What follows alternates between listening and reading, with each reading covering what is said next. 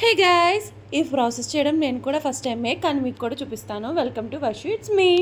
Chicken మంచిగా wash చేసుకొని అందులో కొంచెం ఉప్పు, కారం, పసుపు, home made masala, ginger garlic paste, ఇంకా 1 spoon cornflour, 1 spoon rice flour, ఇంకా ఎగ్ వేసుకొని బాగా మిక్స్ చేసుకొని 1 అవర్ పాటు ఫ్రిడ్జ్లో పెట్టుకోవాలి. ఫ్రిడ్జ్లోంచి తీసిన తర్వాత డీప్ ఫ్రై చేసుకోవడమే. కార్న్ఫ్లోర్, రైస్ ఫ్లోర్, ఇంకా ఎగ్ వేయడం వల్ల పై లేయర్ క్రిస్పీగా, లోపల సాఫ్ట్గా కుక్ అయ్యాయి. పిల్లలు కూడా ఇష్టంగా తింటారు. వేడి వేడి రైస్ ఇంకా చికెన్ పకోడీ ఉండడం వల్ల పప్పుచారు చేశాను, కానీ కారం, ఉప్పు, నూనె వేసుకుని తిన్నానండి. టేస్ట్ పకోడీ కాంబినేషన్లో చాలా బాగుంది. ఈ కారం రైస్ మాకు అలవాటే. మా చిన్నప్పుడు మా డాడీ అలవాటు చేశారు. ఎప్పుడైనా ఏ కర్రీ తినాలి అని అనిపించినప్పుడు ఇవి తింటాము.